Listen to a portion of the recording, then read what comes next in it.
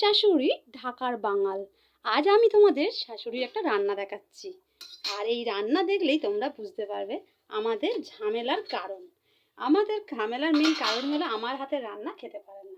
আর এই দেখো এই রান্নাটায় আছে আলু, শুধু আলু দিয়েই তরকারি, আর রসুন 2 কাপের মতন রসুন, মানে এরকম নিয়েছে, ছোটো কাপ মানে 1 কাপ ভর্তি এরকম শুধু রসুন আছে এতে, শুধু গোটা গোটা রসুন আর একটু থেঁতো করা রসুন নিয়ে 2 কাপের মতো রসুন দিয়েছে, শুধু রসুন আর আলু ঝাল।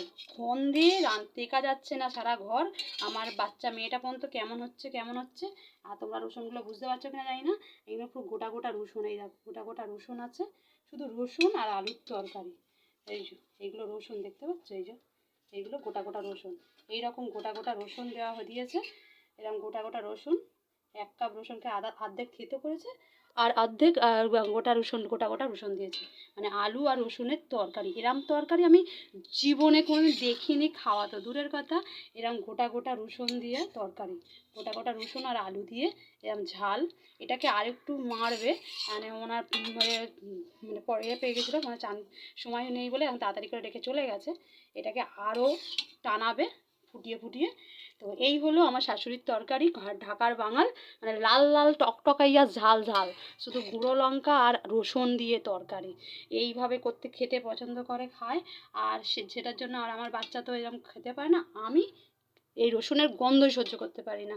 এরকম এত রসুনের গন্ধ, একটু আদা রসুনের সঙ্গে দেয় সেটা অল্প, এরকম গোটা গোটা রসুন এরকম খেতেই পারি না, আর গন্ধই সহ্য করতে পারি না।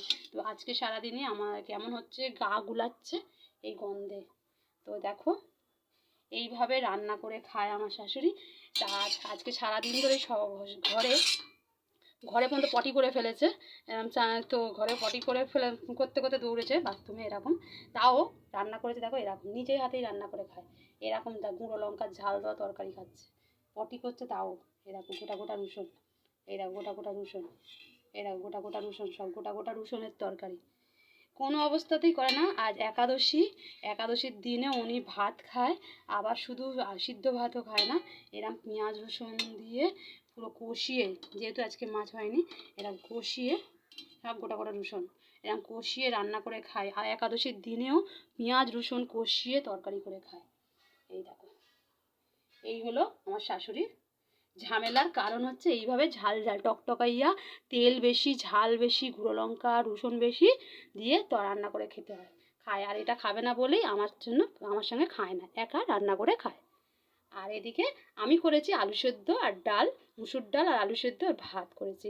তো যেটা আমার বাচ্চা আমি খেতে ভালো লাগে, একটু শুধু শুকনো লঙ্কা ফোড়ন, একটু অল্প আধখানা লঙ্কা ফোড়ন দিয়ে আমি ডালটা সাদলে নেবো, ব্যাস ওইটা দিয়ে আলু সেদ্ধ দিয়ে মাখিয়ে খেয়ে নেবো।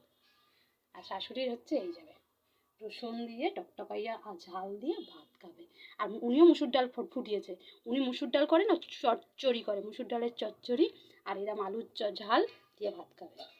তো চলো আজকের মতন এখানে শেষ করলাম। তোমাদের কে কে এরমভাবে তরকারি খেয়েছো বা খেতে ভালোবাসো বলো, কমেন্ট করে অবশ্যই জানাও। আমি তো এই প্রথম দেখলাম এরম রসুন আর আলুর তরকারি, এরম গোটা গোটা রসুন আর আলুর তরকারি এই প্রথম দেখলাম।